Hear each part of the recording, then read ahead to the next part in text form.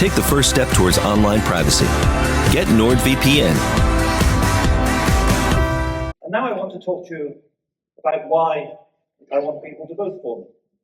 And let me be absolutely upfront. I am here because of the genocide which is happening in Gaza. And if it were not for Gaza, I would not be here. I am here fighting this election on the need to stop the genocide in Gaza.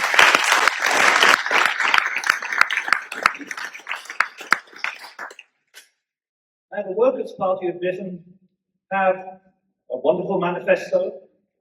They have policies on all the kinds of things the Labour Party has abandoned. They have parties on the nationalisation of their policies on the nationalisation of public utilities. They have policies on the tuition fees for university students. And I should say, I live in a country, Scotland, which has free tuition fees for university students. So it most certainly is not impossible, and the Keir Starmer to pretend it is impossible is a complete and utter nonsense. They have policies on the National Health Service. Actually, I'm going, if no one objects, I'm going to try to speak to you without the microphone because I think actually my natural voice is even more beautiful than what comes through the...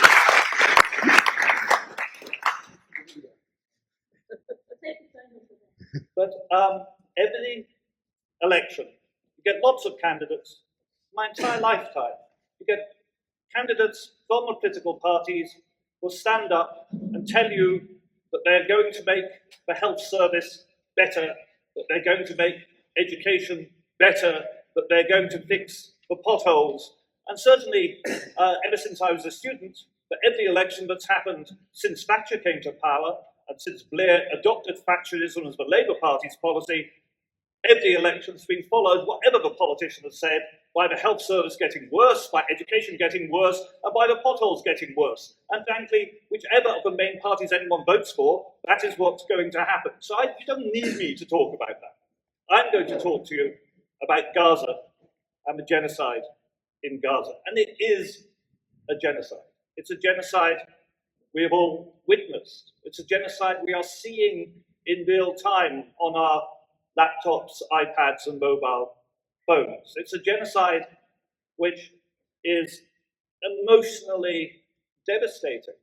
It's physically devastating to the people of Gaza. Can you imagine what those people are going through?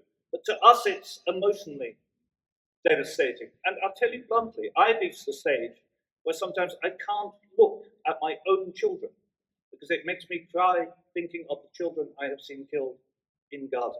It is that emotionally devastating. And this genocide did not start on the 8th of October. This genocide started 76 years ago.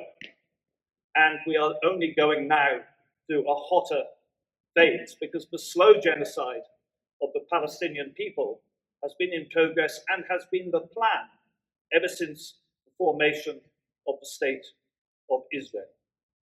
And we live in a country which is continuing to send arms to Israel, which is continuing to give military training to Israel, which is continuing to give intelligence support, aerial surveillance to Israel in real time, a country which is deeply complicit in that genocide. I want to see it stop. And I tell you this, I want to see absolutely the end of arms sales to Israel. I don't want a suspension.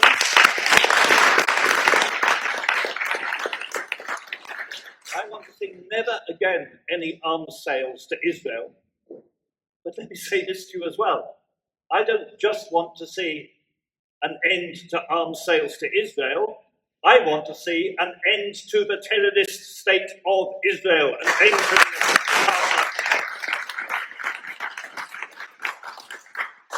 There is no two-state solution. The idea of a two-state solution is a nonsense.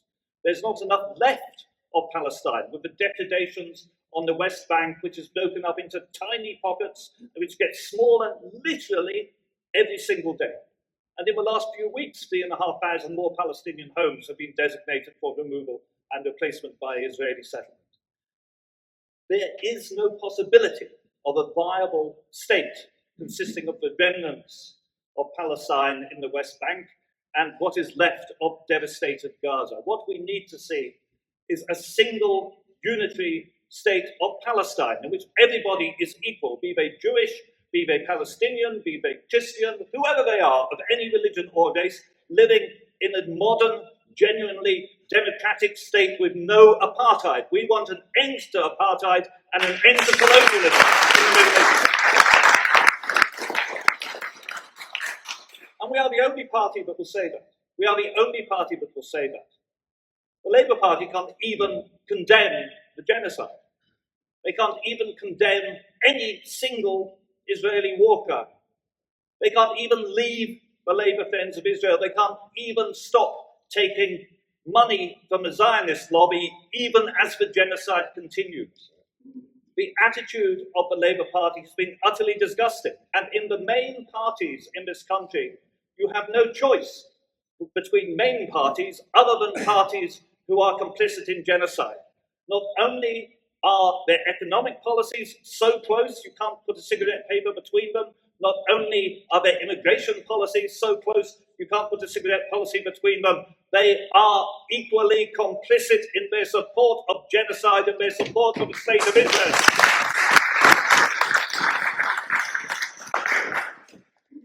Now then, I was in the International Court of Justice for the hearing of South Africa versus Israel. I was actually present in the court.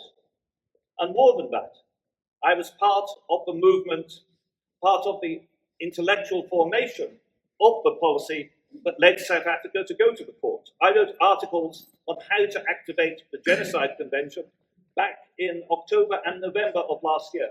My articles were sent by Andrew Feinstein and others to the government of South Africa. When the government of South Africa decided to take action against Israel at the court, they had my articles on the cabinet table in front of them when they took that decision. And I've never been prouder of anything in my entire life.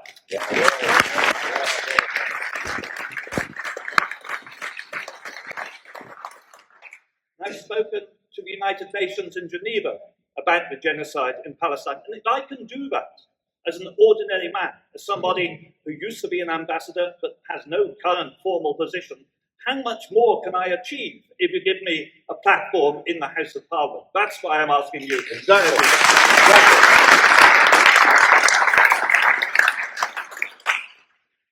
And I want you to have this thought. We have to stop this genocide. And we can only stop it by ending the impunity of the political leaders, both Netanyahu and the Western political leaders who back him. We can only stop it by ending their impunity. But we have to stop it, because this will not be the last genocide of Muslims. And among other things, I believe, and I've been recently, I was in Pakistan 3 weeks ago.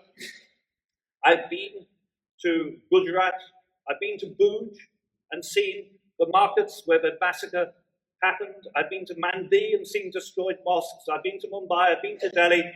The BJP are watching, and Modi is watching what Netanyahu is getting away with. And the next genocide of Muslims will occur in India unless we stop it.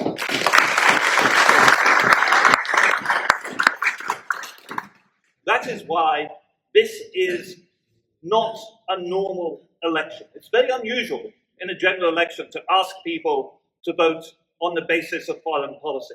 But that is because the world is at an extremely dangerous period where not only is more genocide against Muslims threatening, but where we have lunatics pushing more and more to send long-range missiles to the Ukraine to fight a hot proxy war against Russia that risks dragging us all into nuclear conflagration. But military-industrial complex, the arms industry controlling politicians, the mad war hawks are totally out of control, and the world is on a career of destruction, which we must stop.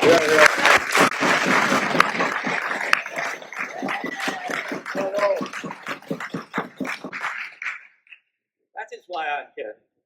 That is why I'm asking for your vote. And I do ask all of you here who live in Blackburn to say what I have said to your friends, to explain why I'm here, to explain the mission, to explain why we need your backing, we need your support, because this is quite literally a mission to save the world. Thank you. Bravo.